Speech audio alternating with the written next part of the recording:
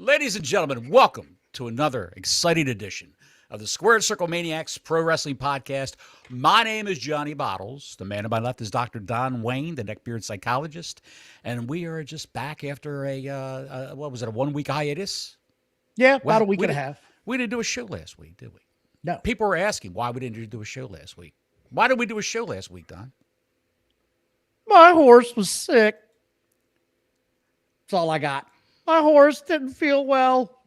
Bottle. Go ahead. I went out to check on old Sally, and she just was under the weather. I was going to give her credit of calling her Thunderbolt. But said, you know what, Sally, we'll go home. Sometimes, Bottles, you just got to enjoy July 4th and have at it, pal, and that's what we did. Of course. It was a good time. Hope everybody's here tonight. Appreciate everybody for showing up. Rest in peace, Bonnie Tyler. That was well,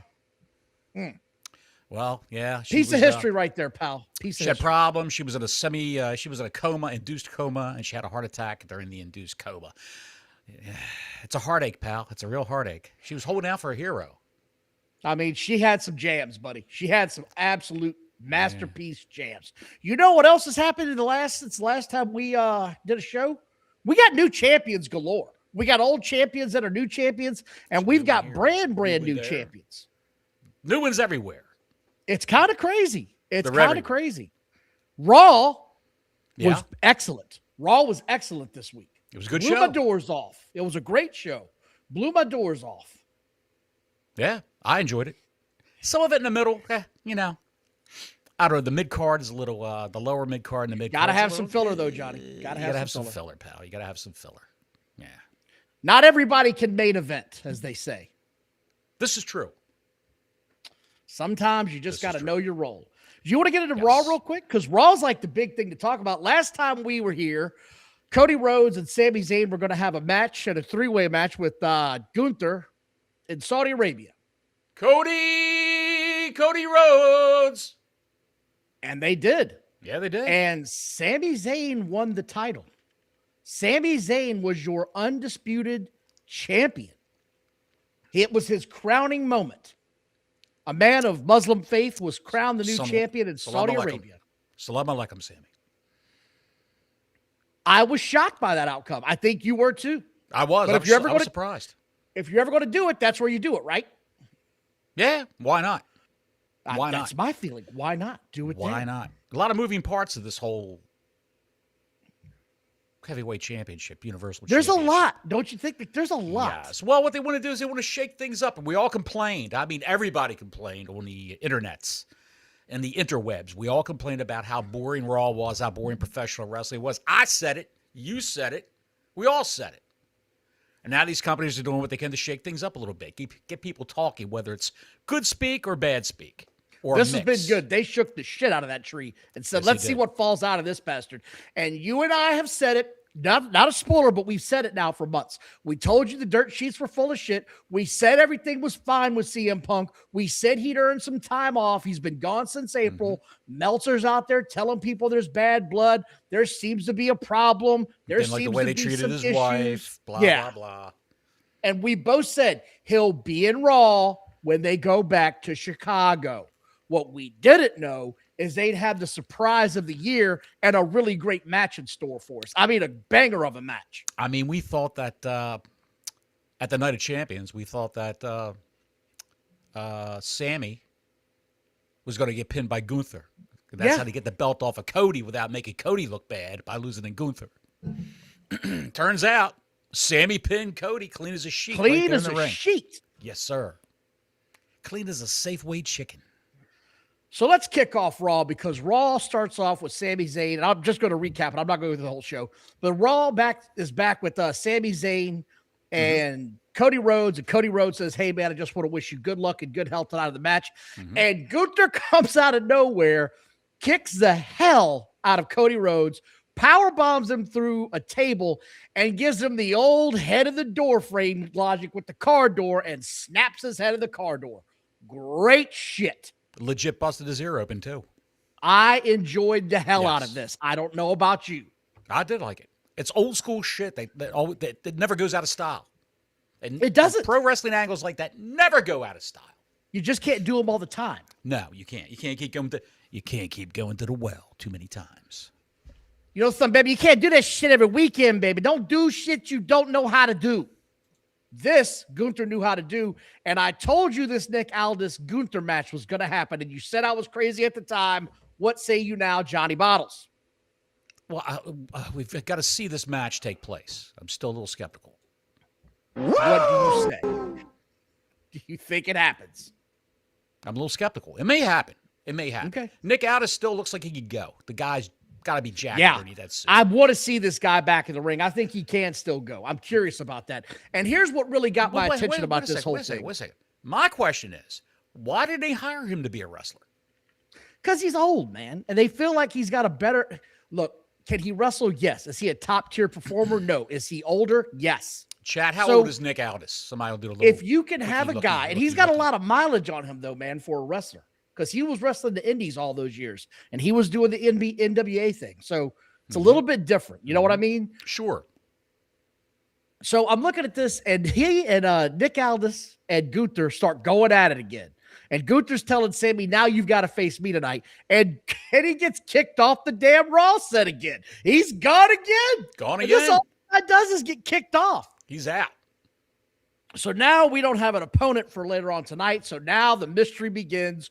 Who is going to possibly face Sami Zayn in Chicago? It was a mystery to me. What about you, Bottles?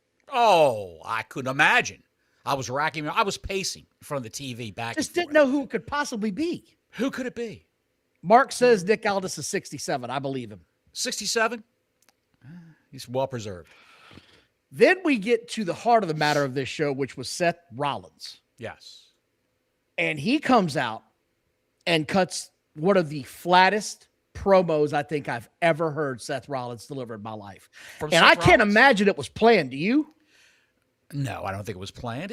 Once you get past, I'm the innovator, I'm the proclamator, I'm the architect, I'm this, I'm the ejaculator. That we gets past all that bullshit. What's he got? He's 39 Bottles. Nick Aldis is 39. Warrior I JW thought he was Warrior. older than that. I thought he had a little more miles on him than that. Yeah. Damn. How come they didn't hire him to be a wrestler? That's a good question. That is a good question. Now, if he's only that age, so we'll see. Anyway, we got Seth Rollins out here boring the shit out of everybody.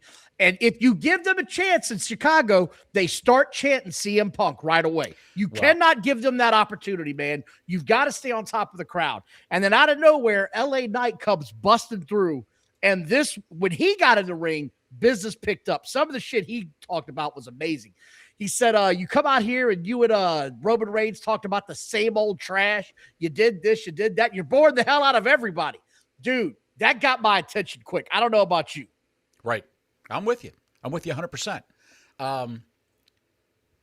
With Seth Rollins, once you get past the sing-song entrance music, his declaration of who he is, and the wacky outfits, which I think he's sort of gotten rid of the wacky outfits. Super Chat $5. Word up, WrestleManiacs. AEW still sucks. Sports entertainment is still stupid. And to hell with Sami Zayn's midlife crisis. From the great Scud Bongson. Welcome back, Scud. Good to see you, brother. Scud is back in the house. All we got to do is get Beer Man in. Yeah. We're getting the band back together. That's it. Where's Block Larry? Is Block Larry in the mix? Yeah, he's in there. There you go. Very good. See? Anyway, I just thought this was great because he was riffing on him. LA Knight told him, you came out here and said you deserve a title shot because of nostalgia. Give me a damn break, which he was right. I enjoyed all of this. Yeah. Another surprise of the night was the World Tag Team Championship rematch. The Street Profits versus Braun Breaker and Austin Theory. The Vision. And it was kind of funny because Paul Heyman came out before this thing started and told Austin Theory, you have done nothing to impress me. Why are you here? Go out and impress me. So they go out to have the match. And lo and behold, we got a heel turn that night. Yes, we did. We got a heel turn. We saw this. It was coming for the past couple of weeks. It was being foreshadowed. Maxine Dupree. Dupree is dressed in black. She was a bitch in black. And she nut shot at his ass. It looked great. She got him. It looked like he could have came off the ground like 6 inches when she hit him from behind in his balls. It was unbelievable. I don't know how much of a work that was because it looked pretty stiff to me, pal. I don't know about you. It could have been. He probably said, "Just go for it. Don't do a little, you know." She did. Generally, when women go and do that from, you know, the nut shot from behind trick, where you hardly ever see it, but they always hit like the inside of the thigh. They don't go all the way up. And Maxine Dupree went all the way up. God bless her. All the way to the top deck. He said, Dawkins probably said, man, you got to go in there and go for it.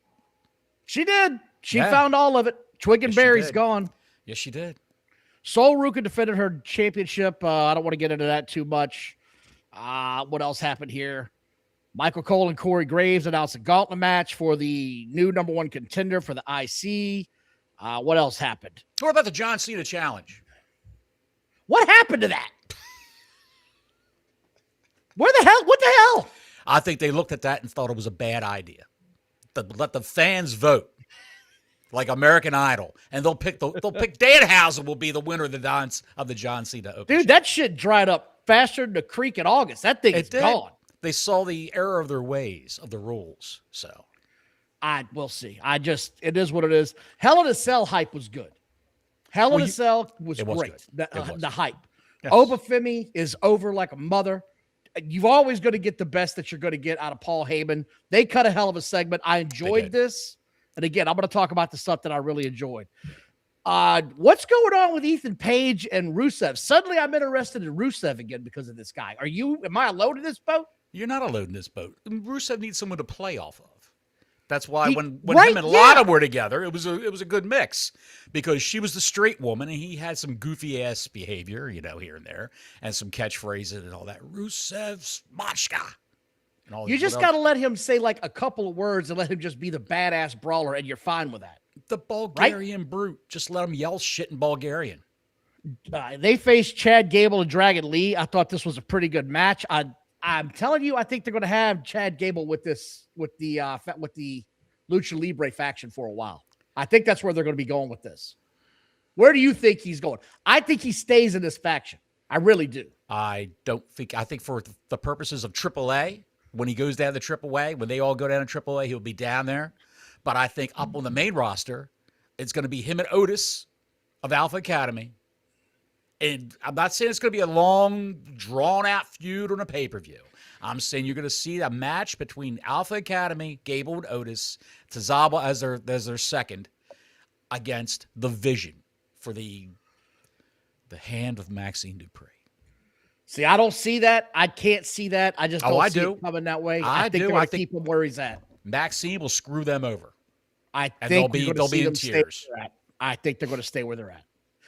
Then we got the main event, and it was a great main event. CM Punk, Sami Zayn for the undisputed title. The crowd went crazy. Everybody was into it. You had to watch it. You just didn't know where this was going to go, right? You just didn't know. I'm thinking, is he going to go heel? Is Punk turning heel in this match? Yeah. That's not what happened, but Punk is your new champion. New champion crowned 9 days after Sami was crowned. There have been 4 title changes for the Undisputed Championship since November of last year. There have been 5 in AEW. However, AEW has had the most in the past several months, and it keeps going back to the same guy. So we'll talk about that later, but I just want to point out there's been a little bit of both companies are trying to mix it up a little bit here, try to get the fans re-engaged on it. The part that got me after this match was Sami Zayn losing his shit backstage. Suddenly, I'm interested in where Sami Zayn's going as a character. Suddenly, I want to see what that guy's doing. Because the insane Sami Zayn's a fun guy to watch. Oh, yeah. Oh, yeah. You notice when he called in a promo, either this past week, last week, he called in a promo, he said the bloodline was still his family. Yeah. The Roman Reigns Uso faction was still his family. Do you see him going back to that as a heelish version? I don't know. I really don't. Right now, I just want to see him on his own because him losing his shit after that match, and you could see it all over social media. They put a lot of stuff on social media about it. I enjoyed that part of his gimmick. He was just going crazy, and it was fun to watch. It was entertaining as hell. It was good. Yeah. So I'm going to have to watch SmackDown now because CM Punk is going to have to be there because he's their new world champion. Yes. And it's back to 2 hours, which is going to help a lot. And last Friday, they did 1.06 million people. However, there is an asterisk there. World's Men's Soccer was on and the USA was on. Yes. Do you know how many people watched the first hour of the U.S. Men's Soccer? I neither know nor care. But Okay, do you want to know? Go ahead and tell me. 19 million. That's strong. When America was getting their ass kicked after an hour, guess what it went down to? 11 million. 8 million people said, fuck this, I'm out. I'm not watching these guys get the shit kicked out of them. I'm gone. I'll go play rock, paper, scissors. There you go. So that sort of got my attention. Lot going on, Bottles. There is a lot going on. I don't know if Punk's going to be on SmackDown. Who Yeah. can he work with? Gunther? I think he's going to have Cody Rhodes at SummerSlam. I think that's where it's going. Do you really think so? I really feel like we're finally going to get Cody Rhodes turn heel. I feel like that's coming. I just feel like that's coming. But that's just me. We'll see where it goes, though. If they were going to do that, why wouldn't he just be in a match wrestling Cody on Raw this Monday? Because it's too predictable. Beat Cody. That's too predictable. For him to beat Cody? Yeah. On Raw, yeah. I don't know. I feel like this is the right direction. You changed it up. You gave me something new. That's what we wanted. I want to give this time to breathe in the room. By the way, thank you all for watching. Please like and subscribe. Hit that notifications button. Super chat's open if you've got something to say. Because I watched something. I sent you the clip. I don't know if you watched it or not. But Dark Side of the Ring debuted. Yes. Have you had time to watch any of it? No. Okay. I'm going to get into this. You can sit there and listen because I've got to. Dude, their opening show was 2 shows back-to-back nights. Right. It's all about TNA. The first 3 shows are about TNA. Yes, they're not done. Next Tuesday, they got another one at 9 o'clock. Yeah, it's the finale where they finally go in. So here's the thing. Mike Tenay and what's her name? Dixie Carter. They didn't show up for the show. They didn't even show up. They didn't want to do it. They had no interest in doing this show. Okay. I don't know if I've just listened to so much wrestling history, listened to so many people talk about wrestling history or what. I haven't learned anything in this show that I didn't know about. Like nothing. Exactly. Nothing. I know Kurt Angle. Kurt Angle's excuse for wanting to get out of the WWE obviously was he was beat up and he was tired of 300-day trips, and TNA was going to offer him a pretty good salary to work a third of the dates. So that's why he said he left, and he was hooked on painkillers. He never got off of them. His ex-wife, of course, the rumor forever was that his ex-wife started seeing Jeff Jarrett while they were married. That wasn't true. They debunked that right away. Said that never happened. Right. I wasn't with him. We were already separated, and Kurt Angle was already dating somebody else. So there was a lot going on there. I don't know that I'm learning anything from watching Dark Side. And some of the things they're going to cover on Dark Side, they're going to do Big Boss Man, Bubba Ray trailer. I don't know that he has a dark side to tell. Do you? They're running out of shit. They're running out of shit. They can get the permission.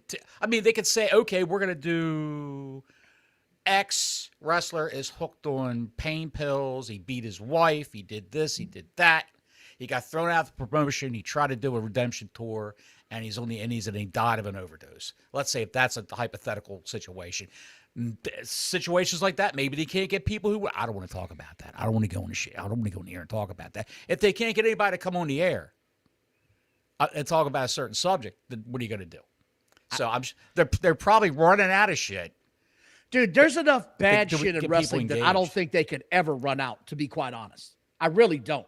I just don't think they want to dig anymore, and they're just giving us softballs now. What are some of the other subjects they're covering this season? Because I saw some of it, I was like, this is what we're doing? I don't know. I had a list of it here. I was looking through my bookmarks. I know the Big Boss Man thing is one, like you said. I don't know, man. I'm just scrolling through here right now trying to figure this out. No big deal. It's one of those deals where I don't know that I'm learning anything. I knew Jeff Jarrett and Jerry Jarrett had a falling out because of the way Vince Russo was booking the show. I wasn't watching a whole lot of the early stuff that they had. I did watch it when it came to TNN or TNA or whatever the hell channel it was. I started watching then. I thought it was interesting. I thought it was different. I didn't think it was high brow sometimes because when you get Vince Russo in the ring, he's got a guy, a short man jerking off in a trash can. Like that's some of the shit they did. Puppet was his name. Yeah. Yes. Well, whatever his name was, he was punching his sock in that trash can. I can tell you that much. For a shoot. And it wasn't even Wednesday night. So weird. Going to talk about that a little bit. There's also a rumor going around that Sami Zayn took a pay cut. Have you heard this? Have you read about this? It originated with Sean Oliver, the guy who does a podcast with Kevin Nash. No, it came from somebody else. It came from somebody else. Sean Oliver was talking about it with Kevin Nash this week. Oh, okay. Can we actually believe that? Because is it spit out by Fightful or Meltzer? Any of that is the usual suspects. Can you believe any of that bullshit? I have a hard time believing anything they say. I'm on the same wavelength with you. Spike TV, thank you, Mark. That's where TNN or TNN Network was going to change over to Spike TV. Yeah, so they were changed TNN for a cup of coffee. They bumped off ECW. Yes. ECW was on TNN, and they shit canned ECW and brought in TNN. I mean, TNA. So, well, here's the thing. So Oliver talked about the supposed pay cut, and Kevin Nash said, I don't know that he was reduced, so I cannot connect any dots because I don't have it. And Oliver cuts him off. We didn't cover that here. I thought we talked about it. He says, I've heard that. It was reported. Let's just say that. And this is what Kevin Nash said. It was reported, but that unless I see a contract where essentially I don't believe any of this shit either because he knows it's all bullshit, man. Right. Don't believe these guys, dude. Again, we just had this discussion. CM Punk's having problems in WWE. They're having serious problems. Yeah, he's such a problem that they just made him champion again. Right. Whatever. What else you got over there? Well, I got a drink. I got a table. I got a desk. What have I got? I don't. People are speculating about the SummerSlam card. And according to Dave Meltzer, yep, here we go. I saw this bullshit coming. Roman Reigns versus Seth Rollins. You know that's going to happen. Brock Lesnar versus Oprah Femi. You know that's going to happen. Yeah. Charlotte Flair versus Jade Cargill. Now, the question is, can Rhea Ripley go? Because I've seen another layout that said Charlotte Flair versus Jade Cargill for the belated women's championship. See, again, this is why I don't get into that shit because it's all just conjecture. They don't know. The inside sources she's hurt, where is she? Where is she if she's hurt? I don't know. But here's the thing, man. It's getting old hat to hear this anymore. It's getting old to hear all these guys come out and tell you what's going to happen. Right. Like Meltzer said, well, Cody Rhodes is probably going to win the title back on Raw this week. And I read that they're going to have CM Punk versus Cody for the title. Cody wasn't even on the show for more than the opening segment. What are we talking about here? That was it. You have nothing. You have no idea what's going on in that company. That was it. So I'll reiterate. Roman versus Seth. Can you see that happening? Yeah, that's happening. Yeah. Cody versus CM Punk. Yeah, that's probably going to happen too. Brock versus Oprah. That's already announced. Charlotte Flair versus Jade Cargill. Not a clue if that's going to happen, but it sure looks like it. As a feud. But again, you snatched my wig off. You're connecting the dots on obvious angles that they're doing right now. You're not giving me anything that I can't see with my own fucking eyes. Right. Liv Morgan versus Io Sky. That's already announced. It's already announced. Rhea Ripley versus JC Jane or Alexa Bliss. How did we get to that? Alexa Bliss. See, again, it's either or. They have no idea. Trick Williams versus Carmelo Hayes. I could see that happen. Yeah. Gunther versus Royce Keys. What? Get the fuck out of here. What? Paige and Brie Bella versus Fallon Henry and Laney Reed. I heard that was going to happen. That's all we got. We got 1, 2, 3, 4, 5, 6. And you're going to get the Bailey match. We got 9. You're going to get the Bailey match. Bailey versus Lyra Valkyria. We've got 9 matches, not counting the Bailey match, spread out over 2 nights. Yeah. August 1st to August 2nd. Those are the matches that are being speculated upon. They'll be $14.99, please. Super chats only. Thank you. Bully Ray also had a problem with Seth Rollins' promo. I meant to talk about that. He said, dude, if you're Seth Rollins and you're starting off Monday Night Raw and you're screaming Chicago, it's great to be back in this building, and then you give them long enough pause where they start to chant Punk, why give? That's what we were saying. Why give him that moment? What are you doing? Don't give him that moment. It makes no sense. I still It makes no sense. Seth Rollins is great in the ring.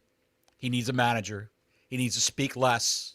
He needs to have a manager to speak for him. He's got diarrhea of the mouth. If he doesn't know what to say, he just rambles. El Hijo del Vikingo had surgery in this past week, and they're saying it's going to be 6 to 8 months for his recovery. So he's going to be out for a while. He thought that it was just like a hamstring issue, but turns out he tore his ACL. There's also another point that we got to talk about real quick. Yes. Sheamus is gone. Sheamus Sheamus out is the leaving. door. He's had enough. I don't understand why people don't understand how contracts expire. I don't understand Hang on this. a second. I'm going to try it again. Hang on a second. Meltzer said back in 2024 he signed a 5-year deal. That's what Meltzer said. Sure he did. Dave Meltzer said that. Again, I'm going to cover this. Are you saying he's lying? If he said that, he's lying. If his lips were moving, if his syphilis-pocked lips were moving, he's lying. Is that what you're trying to say? I'm going to say this. Sheamus isn't released. People seem to have a hard time understanding that a contract expires.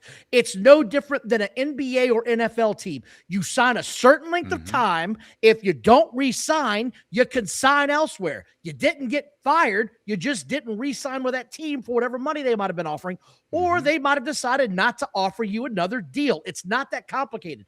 They didn't get fired. They didn't get told to walk. New Day was released. They were essentially fired. That's what happens in sports. They were released because they didn't want to take a pay cut. Right. So exactly. What are we talking about here? You're dealing with 16-year-old kids who have no concept of what a contract is, what a lease agreement is, what any kind of binding monetary bargaining agreement would be. They have no idea. He got released. I can't believe they let him go. Sheamus who's shown us he's all elite. He's going to be on Dynamite tomorrow night. Meaning last night. None of that happened, by the way. They thought he was going to show up on Dynamite. Free and clear. Tanisha, Dave is a dummy. I agree with you. Dave is a dumbass.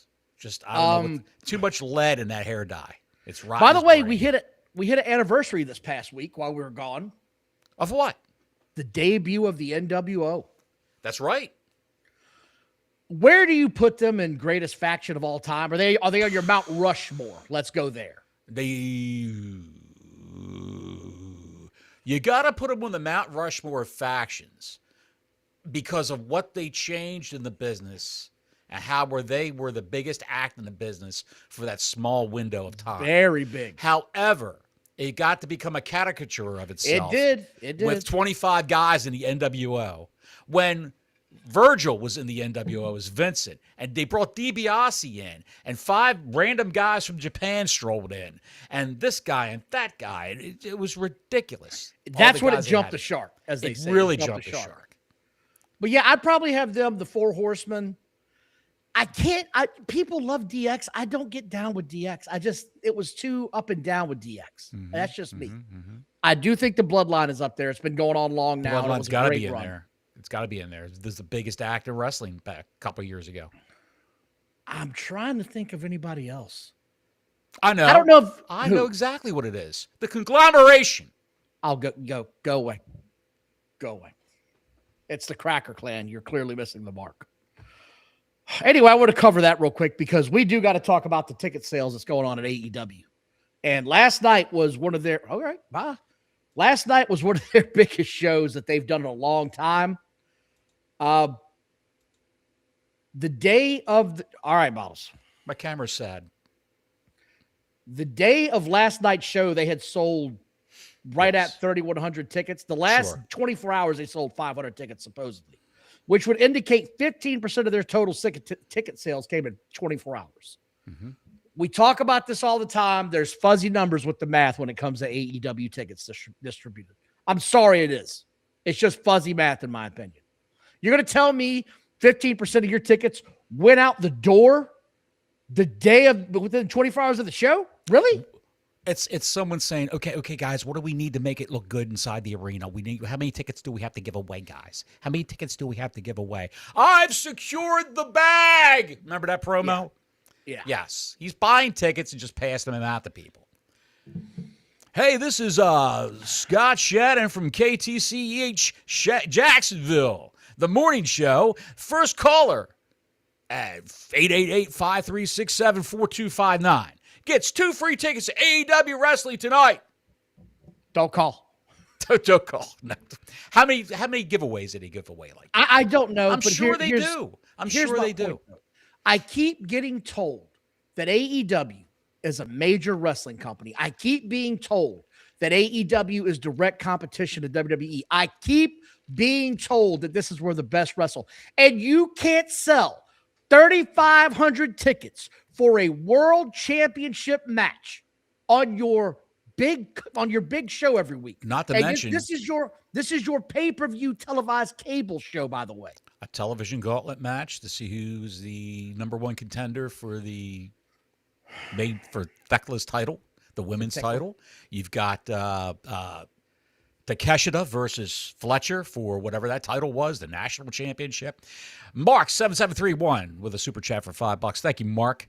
NWO should have been a simple story. Nash and Hall are the bouncers. Hogan is the cooler that everyone is gunning for. Instead, we got less than. Yeah. Too many moving parts. A lot of moving parts. It should have been 5 guys at the most. That's what it should have been. But then again, with factions, you look at guys like the Vision and how many people get hurt at one time. And then you're screwed. So I guess they just kept, hey, I got to get my boy in here. I got to get Conan in here. I got to get this guy in here. I got to get that guy in here.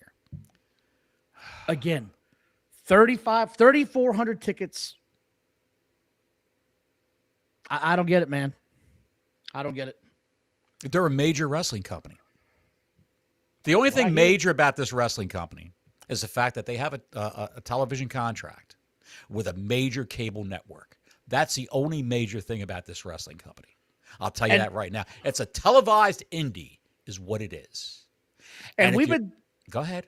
We've been talking about it for weeks. SmackDown's been hurting too. They only sold like 6,000 tickets this week for their show. It's going to take them time to pull the boots back up because that 3-hour gauntlet of hell was unwatchable.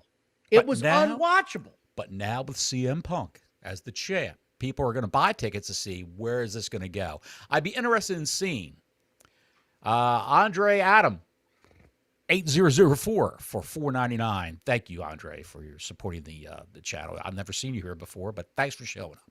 I literally watched AEW last night thinking the whole time, Bottles and Dot are going to have a field day with this one. Yeah. We're about to get into it. We're about to get into it. SmackDown, you think these sales of that will go up in the next 2 days because of 3 days? It's going to take a couple of weeks to build the momentum back on that. Now, I'm talking about for Friday's show. I mean, when have you checked the ticket sales for that? When's the last? I just checked it. I just checked it today. They've only sold 6,000. Yeah. Well, how big is the arena? I think it holds like 10. It's a big damn arena. I hope they have a big walk up. If not, it's not good. Not good. People probably didn't expect Punk to win the title. No, I don't think so either.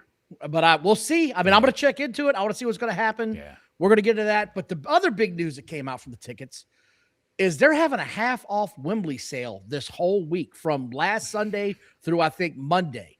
And here's why. I looked into it. We are a month and like 15 days or something like that from Wembley. They've got, what I checked yesterday, I'll tell you, they had 28,000 tickets distributed. That's not good. That place holds like 80 to 90,000 people.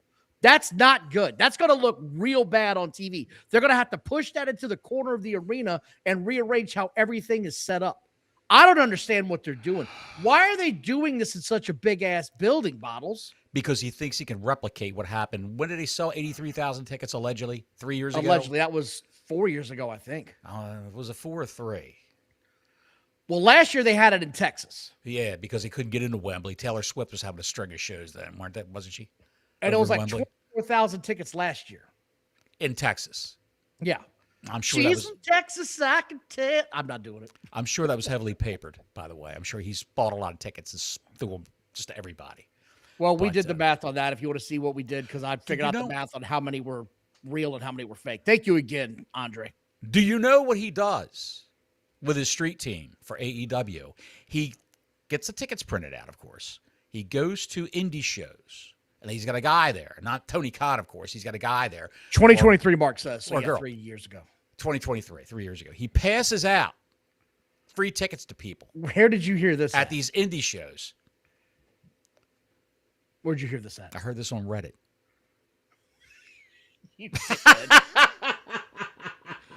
Anyway, does it sound plausible? It sounds plausible to me.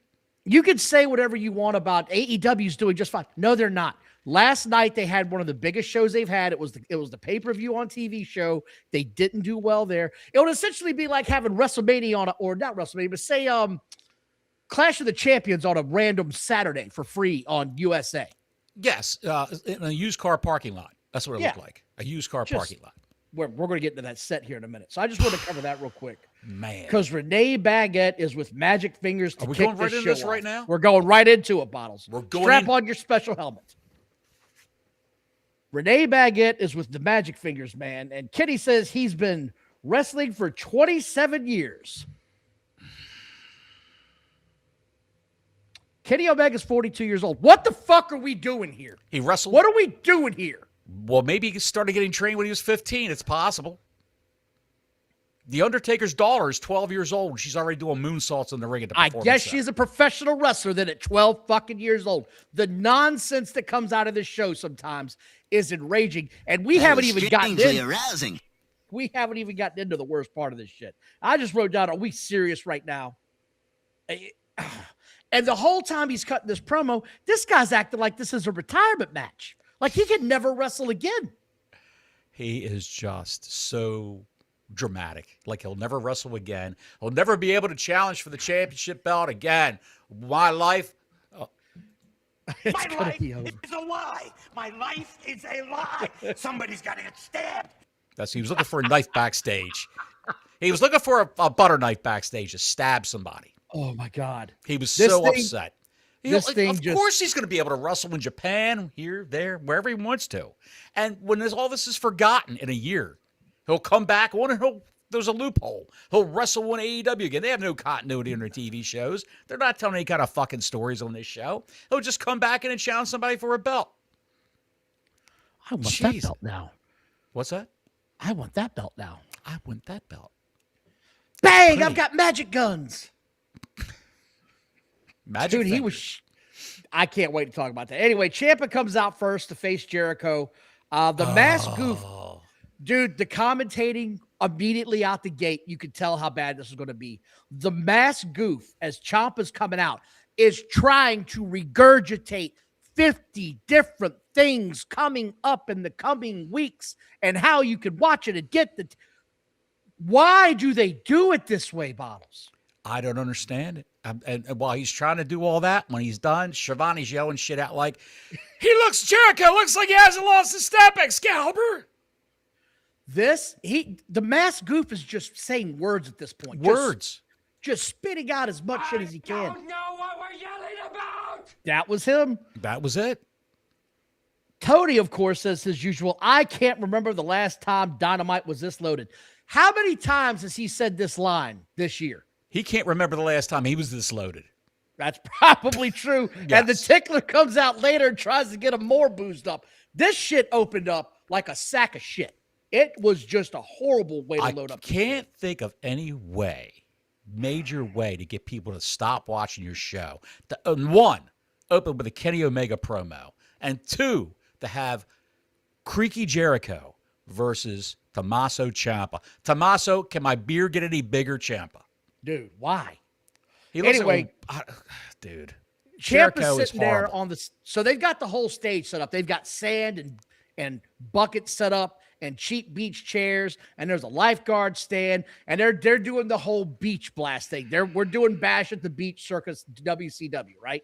So let's go ahead and get into this. Meanwhile, the ring posts look like they're sagging inward. We're going to get to that in a minute because as soon as they got in the ring, I was like, what the fuck is with this ring? It looks wrong. And then our good friend, This Is Awful Wrestling, he pointed it out to me. We're going to talk about that in a minute. So Ciampa's waiting on the stage. Chris Jericho's music hit. Chris Jericho comes out of the stands because he's like, I knew you were going to do that. Comes up, beats on Ciampa, suplexes him onto the cheap chairs, and a piece of plastic goes rattling off into the fans. Did you see that? Yes. Good way to get sued, dumbasses, is to have a piece of plastic hit somebody in the eye. You idiots. If they were getting sued, you would never hear about it from wrestling media. Remember when Darby Allin went through those plates of glass? That were on those, and the glass flew into the crowd. I'm sure there was a lawsuit there, or several lawsuits, because they know they're dealing with a billionaire that owns a company. But you'll never hear about it. You'll never hear anything about that. We get back to the ring. I'll pay you $100,000 just to go away. We get back to the ring, and Aubrey Edwards is putting on the blood gloves immediately. And I'm like, who the fuck is bleeding? And the announcers are going off like we got a gusher. Yeah, exactly. They're going off like we got a gusher. They're like, Ciampa's bleeding everywhere. I'm like, where is he bleeding? He had a strawberry on his thigh where his leg hit the plastic chair and exploded. Literally, it was a little strawberry. I mean, was that blood from Jericho?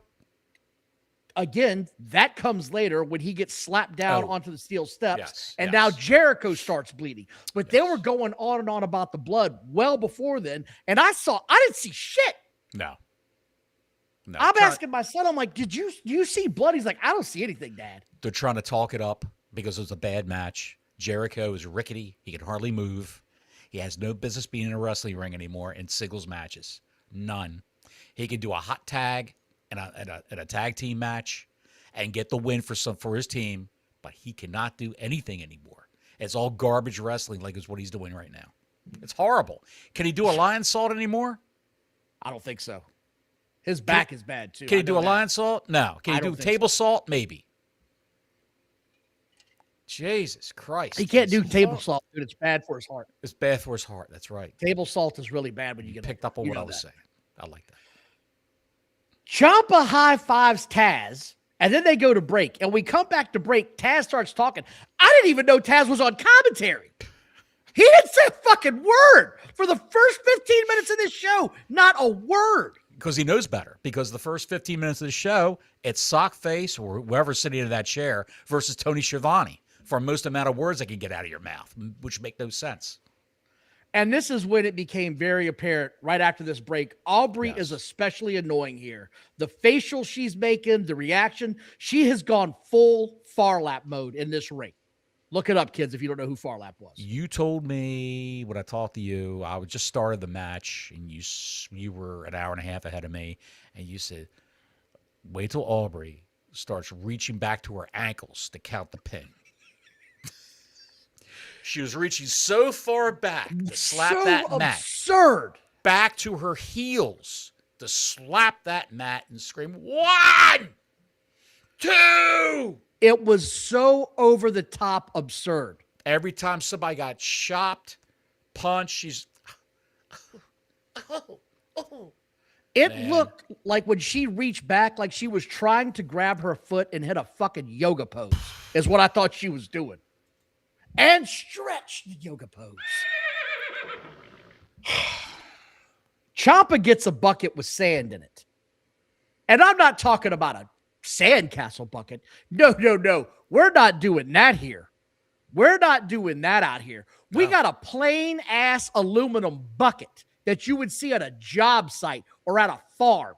Why not? Why? A horse farm? Ciampa, yeah, exactly. Ciampa pours the sand out somewhat in the corner and then throws the rest of Jericho. And I said, why would he do that? Throw it all that at doesn't Jericho. make any sense. Bury him. Didn't understand this. He hits Jericho. Why? I don't get this. Ciampa is in the walls. He gets the bucket. Aubrey takes the bucket. And that's when Ciampa grabs the sand, throws it into his face. 1, 2, 3 for the roll-up. Done. Ciampa then gets back up, gets a chair, nails Jericho, and he did nail him with it. Then gets out of the ring, gets a toolbox, and gets a drill with a screw bit in it. You heard what I said, right? Exactly. He's going to come over here and literally drill Jericho with the drill bit. And, of course, the officials come out, and I said, you knew this wasn't going to happen. Why even do this spot? Why do the spot?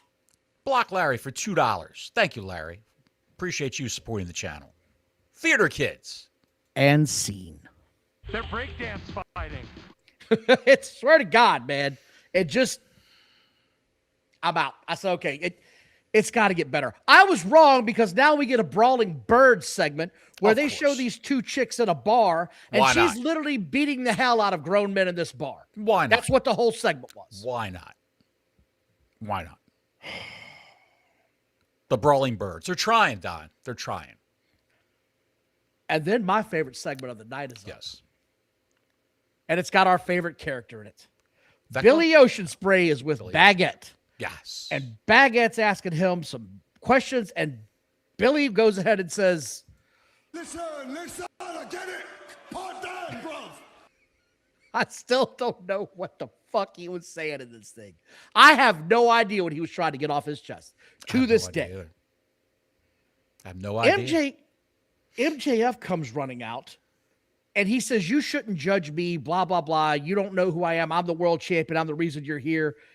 And then Billy Ocean Spray says, you think you're better than everybody else. You're not. Yes. And he says this line, this he really said. He said, I know 14-year-old Japanese girls that are better than you.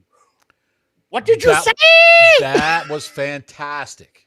What did you just say? That was fantastic, but he should have went younger.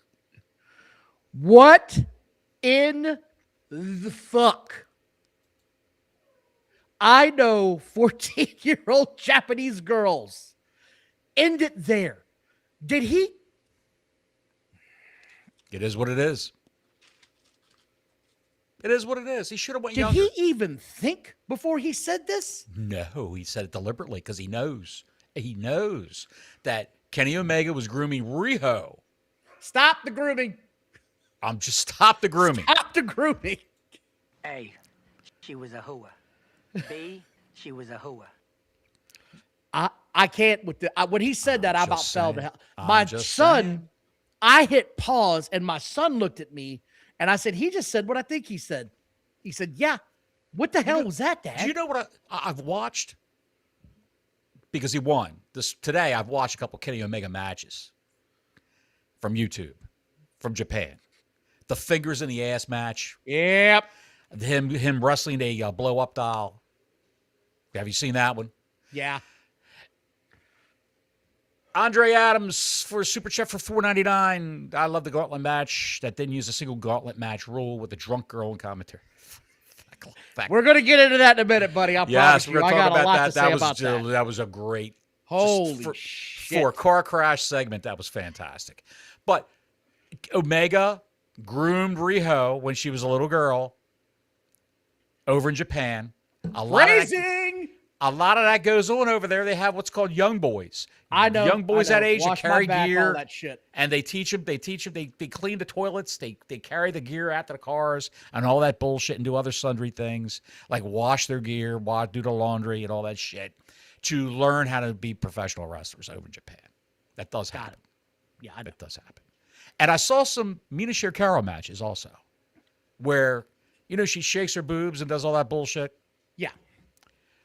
All the Stardom matches, they're all shaking their boobs. They're grabbing each other's boobs. Thekla, Blake Monroe, Shirakawa, where There's they a all certain met over. fan base they're trying to appeal to. They're trying to get more men to watch professional wrestling. I don't know. Thank you, Andre. That's the biggest demographic is men. 24 to 54-year-old men watching professional wrestling. But go ahead, Don. We get Kyle Fletcher versus Takeshita for the Atlantic International Pacific Northwest wannabe title of the world. I don't even know what the hell this belt is anymore, and I don't care. And immediately you get the fuck Don Callis chance. Like immediately because he's on commentary. Yes. Throughout this entire match, I was on the edge of my toilet. Did you notice Kyle's got a weird new tattoo on his upper thigh? What the hell's that about, dude? It said Sky Blue was here. That's what it said. I guess. What the hell, man? Yeah. Takeshita gives 10 turnbuckle blows, and it looks like absolute shit. He was barely touching him. It just looked awful. This thing was about as bad. Yeah, it was what I thought it was going to be. I watched the Meltzer Wrestling Observer Radio with him and Alvarez after this show. I watched his review of this. He said it was the second best match on the show, probably second best match of the year. Meltzer said. And Alvarez said this. Did we watch the same shit? Yes. I love how he looks at Dave like that. Like, what the fuck are you talking about? Now, after Takeshita throws his shitty punches, Kyle says, watch this. I can throw ass-looking punches. This thing went on and on. We get more kickouts. We get more no-selling. This had promise, but then it suddenly just unnecessarily fell apart. I don't know why. It was just too much at the end. I didn't like it at all. So I got a question for you in this match, because this is what I didn't understand. Sure. Kyle Fletcher's going to win anyway, right? That's the end result. Kyle Fletcher wins this match. Spoiler alert. Don Callis interferes with the match there at the end, but not the very end, and it doesn't cost Takeshita the match. What is the point of having a manager if you're not going to let him help you in the finish? Because it was a clean finish in the end. Is he a manager or is he a commentator? Because every time his guys come out, he's not even ringside. He's a commentator because they think he adds something. I would dismantle the top. You know what I would do to shake things up in this company, Don? I'm spitballing here. Have Don Callis replace Tony Schiavone on commentary and change the name of that faction to the Tony Schiavone family. It has a better ring to it. Have his wife Lois come out. Without a toupee. Just have him go full heel. Lance Archer. Lance, go in the back and get my toupee. He's got a release. He's walking out to Tony. Why have Don Callis involved at all in this if it's not going to help with the result of the match? I don't know. You got one of Don Callis can talk his ass off, pal. Yeah. He's a good talker. I'm not saying he's not. Put him on commentary. Get rid of Schiavone for the love of God. You know I hate Tony Schiavone. Marco's back. Good to see you, Marco. Thank you, Marco, for the $4.99. Thanks for supporting the channel, Marco. We appreciate that. Don Callis' advice to Willie Boy was to keep the girl comments under 18 because they can't knock your teeth out or sign NDAs. Marco Manicoli, thank you for supporting the family. This match That's a little harsh, Marco. Jesus Christ. This match ends, and Mick Foley comes out. I said, we're finally going to get a Mick Foley sign. Here we go. Mix out. He's earning that paycheck. Yeah, buddy. He comes out with the Don Callis family still in the ring, and Tony gives a damn right moment for the night. Damn right. There we go. Tony Schiavone's putting out his regular shit. Kyle Fletcher falls apart on the microphone with Mick Foley, just completely melts down. Nervous. He melts completely down. Yes. He got his autograph earlier that day, I heard. So why would he be nervous now? Don Callis begins to berate Mick Foley, who then Mick Foley points at his horrendous shoes that he has painted dogs on. He's got one dead dog on one shoe and a live dog on the other shoe. And he tells Don Callis, this dog's going to get acquainted with your ass if you keep talking to me like that. Are we going for a Don Callis Mick Foley match with dear God, Darby Allin or somebody being his tag partner and Don Callis having a tag partner like Fletcher? Or is this what we're going to do? Is this what they're paying? What do you think they're paying Foley, Don? I don't care. That's probably the best way to sum this entire George, AEW how you doing? Dynamite. George Captor for a 5 spot. Just stop by to support SC Maniacs. And folks, George Captor is the guy who's behind the scenes of the show Alt Jake Takes On. Him and Alt Jake are reviewing Dynamite every week, about 9:30ish on Thursday nights, and talking about the state of professional wrestling. They also do Sunday Night Spaces on YouTube. They have 2 shows a week. They do, and Boku content on both of those shows. Those guys can talk forever. Thanks, George, for the 5 spot. Yep. See you around, pal. So Andrade comes out now. Yes. And out comes Michael Knight first. Excuse me. This was also convoluted. Michael Knight comes out. Pretty much this is Kyle Fletcher. So you know where this is going to go in the future. Michael Knight says, I still want a title shot. Out comes Andrade, says, how you know the Don Callis family gives It's 110 degrees outside. And he's in a full-ass suit. He's got a suit, a trench coat, and a newsboy cap. Got to be sweating his ass off. There you go. George says he'll be on tonight, 9:30. There you go. I got free something plug to for say George. about Well, that. he paid $5 for that plug. That's for support channel, George. I got something to say about that. Go right ahead. The report coming out from actual dirt sheets is that the wrestlers were pissed about the conditions last night. It was so hot. It was so muggy. And the ring looked like a trampoline act. So the ring that they used, when it first started, I said, that ring looks off to me. Something's not right. About probably 30 minutes into it, I was like, that's not their regular ring. That's not a 20 by 20 ring. That's a much smaller ring. And then later on, I see Awful's tweet where he has actually got a screenshot of the pole. The pole was bent in, moving in. Not crazy, but you could see it was moving into the center of the ring. Do you know why? It looked like shit. Do you know why those poles bend in? Go right ahead. Because when they tighten up the ring ropes so they're not so loose, they tighten them up at the turnbuckles. And well, I know that. As you crank it, if you crank it too tight, if the ropes are too loose, if they're too long, if the ropes are too long, and you tighten this shit up like that, it's going to pull the metal poles in. Well, one of those poles was clearly coming in hard. I guarantee that ring was shorter than the ropes that they had. So we go backstage where they're giving chase to Andrade, the Don Callis family. Hang on for a second. One thing I want to say. This is a $1 billion backed company, correct? That's what they say. Owned by a billionaire. That's what they say. They've got a major television contract with a major cable network. Warner Brothers Discovery. And the show always looks like shit. It always sounds like shit. Every single week. You mean to tell me that guy cannot afford to have a ring that he can cart around in a tractor trailer and just open it up, pop it out? It's obviously not the same ring they use when they do major indoor arenas. George says, before I go, I knew someone was there last night. Temperature near the ring was 102 degrees. That's what I read today. Humidity. That's what I read today. Yes. It was hot as shit. The wrestlers were miserable. They were all upset backstage. They don't understand why he's running a show in Florida outside in the middle of the damn summer. What the hell? He should have done that. Should have done it earlier. He should have done that in February or March down here where it's a comfortable 75 degrees outside that time of night. He's an idiot. He is a man-boy idiot.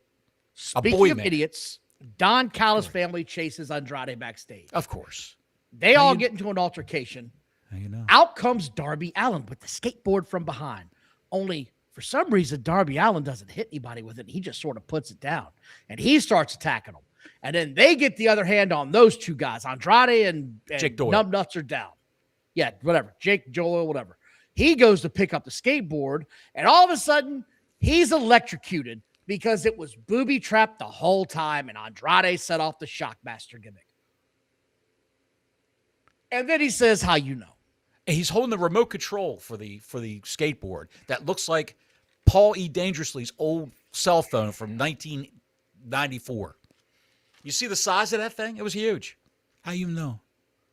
How you know, Don? How you know?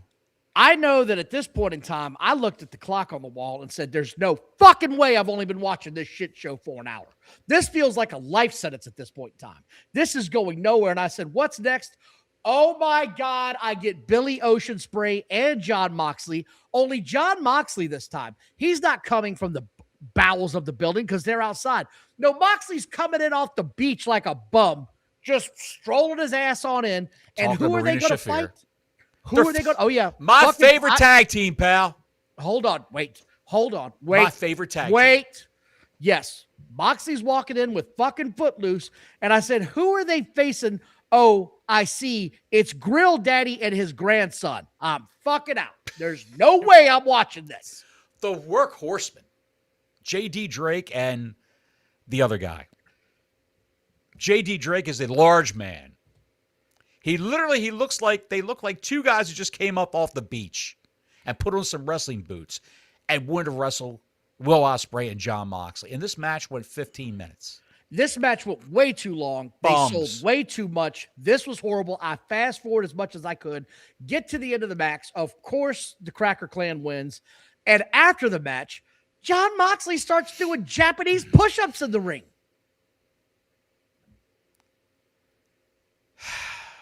What the fuck are we doing here? I just don't understand it. Hikaru Shida recaps her winning the TBS title. Next, How exciting. we get the Casino Gauntlet match from hell. First pinfall wins, if you don't remember this nonsensical bullshit, and out comes the Tickler. The Ticklers. As the Tickler goes by Favorite the lifeguard, the fucking lifeguard chair, Monet's just sitting in the lifeguard chair, looking Giving like her the she stink ate eye. some sour ass or something. She's sweating her looking ass off. bad. That wig is starting to slip. It's so hot outside. I'm like, what is going on here? Athena comes out as the Tickler goes on commentary. Maya great. World comes back. The Who? Tickler gets on the commentary, and I don't know what she's saying. I have no idea what she's trying to relay. I'll tell you what she said. Yeah, then I'ma shit on these walls, Ray. This thing was ridiculous. They get ready to go to commercial, and she says, I went to a casino once. I won $10,000 and ended up with a stripper in my lap.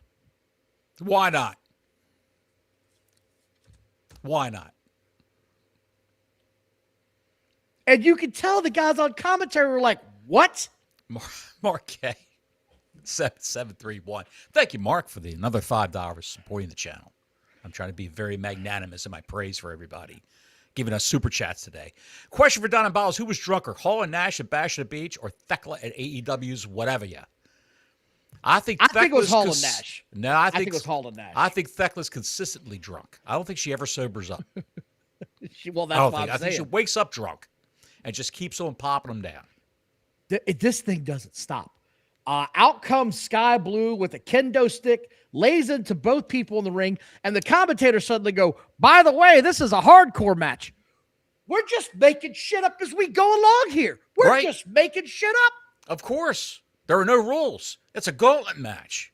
So why Anybody would the can come in and first two interfere. girls come out with nothing? Why wouldn't you come out with a power drill or a That's bazooka what I'm saying. or whatever? God, no. It's just the shits. Sky Blue looks like, dude, I don't know. She's horrible. Beautiful girl. Horrible.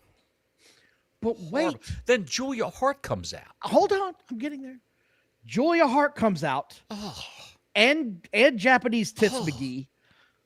And the Tickler offers Tony, and Tony offers, the Tickler offers Tony a drink. And the whole time, the masked idiot is trying to go to commercial break, and it's literally two people running into each other over and over trying to talk. The Tickler is steadily doing the drink spot. She tells Tony Schiavone it'll put hair on your chest. The masked goof is like, we gotta go to a break. This is a hell of a match. Why not? Why not? I like the fact that she came out there through a big monkey wrench and in the entire commentary table. It was fucking fantastic. I loved it. This thing She's fell my new off favorite. My new It favorite came person. off the Don. rails so hard. She's my new favorite person. Grill Daddy was backstage like, this is horrible. I just had a horrible match. This is horrible. JD Drake. He's wearing one of her bras while he's backstage. My making God. a statement. We come back from commercial, and now the security guards are getting the shit kicked out of by all the women. What is going on? Oh, the humanity. Anyway, This was dog water. Then Willow Nightingale and Thunder Rosa are the last two to come out. And I swear, I thought the masked goof said, here comes the pisser. I swear I thought he said that.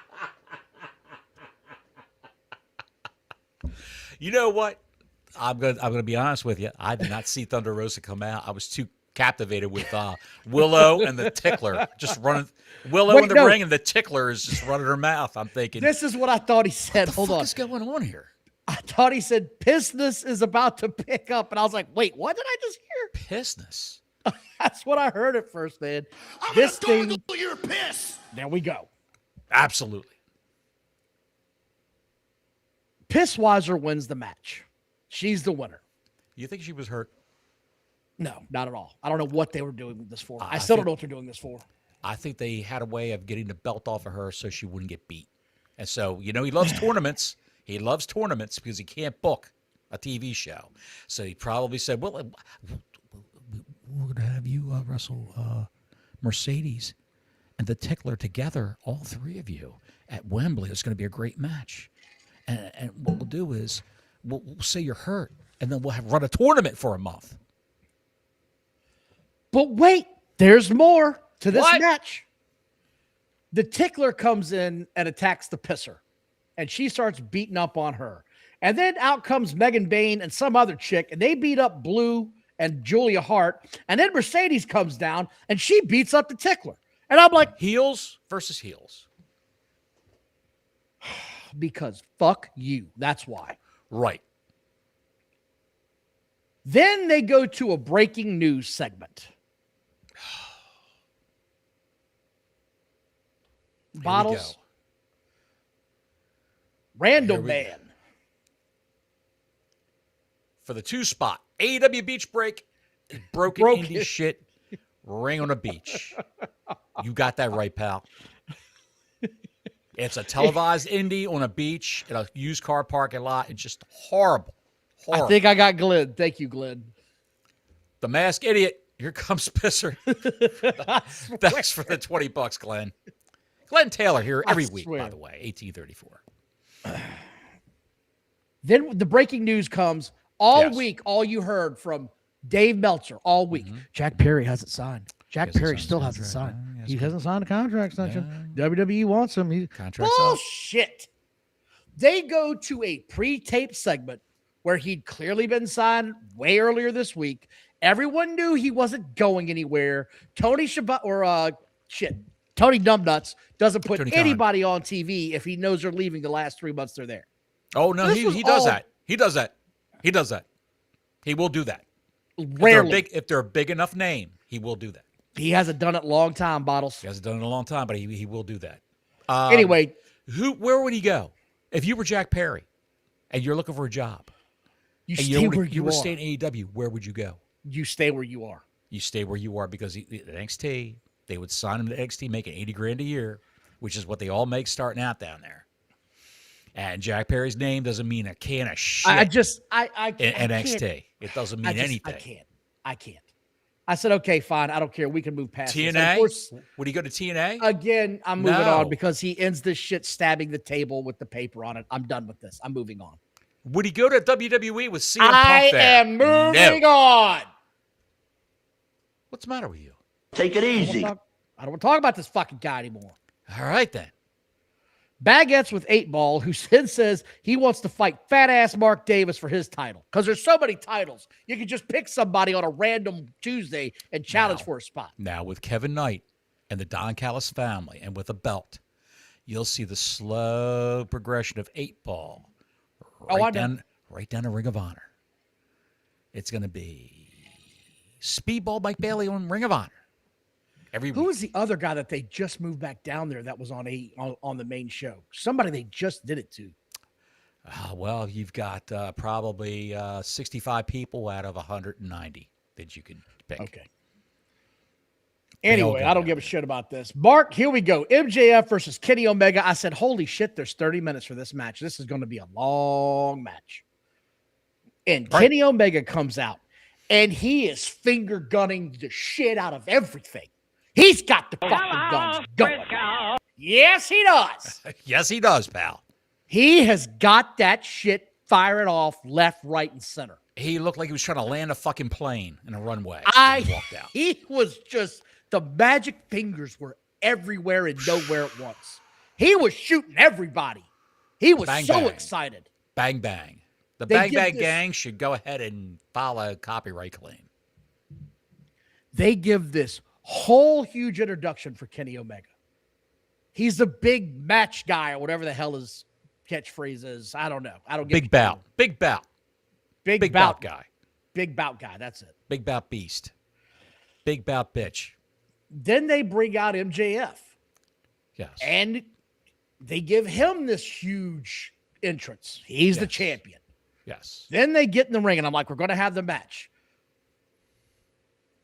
They literally reintroduced them to the crowd. Literally. Like we didn't just hear who the challenger and who the champion is. They literally did it again. Because they love Justin Roberts' dulcet tones. his sonorous voice. Kenny Omega. I like John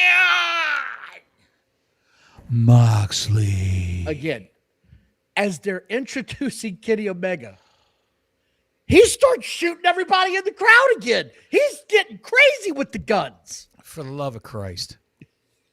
For the love of Christ. was Fire like the Justin nervous- Roberts. Fire Tony Schiavone. Get rid of Excalibur. You can bring him back without a mask on and call him Saul Rabinowitz, our new play-by-play guy. Just change this fucking show. It's horrible. What the fuck? He ran out of bullets in his magic finger guns. He ran out of bullets. This was ridiculous. Then they do the MJF promo. The match goes outside the ring within the first couple of moves, and then they fuck right off. They just fucked right off into the crowd, where the referee follows them. He doesn't count. He just goes with it. They're out there for like 5 minutes. They come back to the ring. They have the match. Some people like the match. I don't give a shit. MJF lost and seen. And as soon as the match ends, wait a minute, they announced the main event for All In is going to be Billy Ocean Spray versus Magic Fingers. Meanwhile, you got Redemption coming up at the end of the month. Another pay-per-view, Redemption, coming up at the end of the month. And meanwhile, that entire match, it was a good match. However, they could have been counted out 25 times. I don't get this. Bryce Rensburg could have counted these guys out 25 times, but he's just out there directing traffic. I guess he's got to be out there whispering to them what the guys in the back are saying. We'll do this next spot. Got to do this. Got to do that. I don't know what's going on with this company. I have no idea. There are rules to a wrestling match. If they just would have said They're supposed to be. This match is non-count out. Excalibur could have said, there's no count outs in this match. Like he did with the women's gauntlet match. By the way, this is hardcore now. He could have said that. But we didn't tell the first two wrestlers that because we want to watch them get the shit kicked out of them. He didn't say that at all. He just went with it.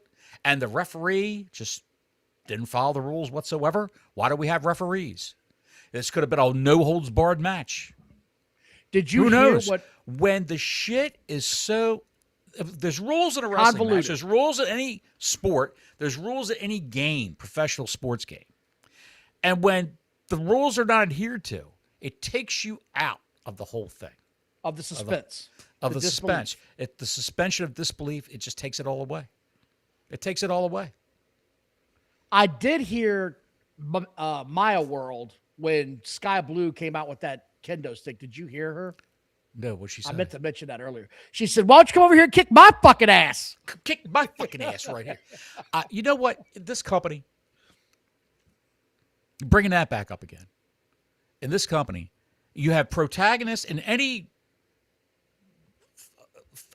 people facing off, opposing viewpoints. You got protagonists. We're going to have a face-off. And antagonists. Antagonists are the heels. Protagonists are the baby faces. The baby faces come out and mind their own business. They shoot the shit. And then the antagonists, which are the heels, come in. I want that belt. I'm going to challenge you. Or I'm going to kick your ass right now if you don't give me a match. And they kick their ass. And then you want to see the match coming up. A couple of weeks of, I'm going to blow up your house. I'm going to do this. I'm going to do that. I'm going to shit in your car. I'm going to do this and do that. And I'm going to shit on these walls. I'm going to shit on these walls, right? But in AEW, it's reversed. MJF is the champ. He comes out and cuts the same promo every fucking week, the same bullshit every week, and the baby faces come out and start shit with him. They antagonize him for a championship match. It should be the other way around. I don't understand.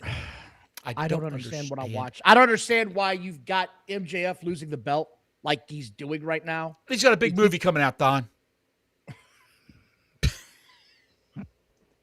He's got a movie. Bottles and I had a conversation. Bottles and I had a conversation last night. He sent me a text. He was like, he's got this movie coming out. What the fuck's it called? The Floaters. The Floaters. Yes. I laughed at it because I thought it was a joke until I looked it up. This is a real movie. this is a real movie that he's in. And they start the premiere of it tomorrow. So I guess he's going to that. But that doesn't mean you take the belt off of him. It's a movie they filmed last year. And it bombed in the reviews. It bombed in the reviews when they showed it in previews to people in theaters. It got bad scores all the way around. They said, well, what are we going to do with this turd? We're going to have to release it. And they released it, all right. It's coming out next week. The Floaters. That's what Steve Guttenberg from Police Academy. That's his claim to fame. Makes his immaculate return to the big screen. He's the star of the fucking movie, Steve Guttenberg. Oh, God. Who? And MJF's got a bit part. If you looked on the poster. Burning down the house. I had to go and circle him in red when I sent you that poster. So you could see where he was. You want to see Tits McGee? I say, only if she is Japanese. I can't do anymore. Thanks for watching. Like and subscribe. We'll see you next week. Till next week, Gordon Soley saying so long from the Sunshine State.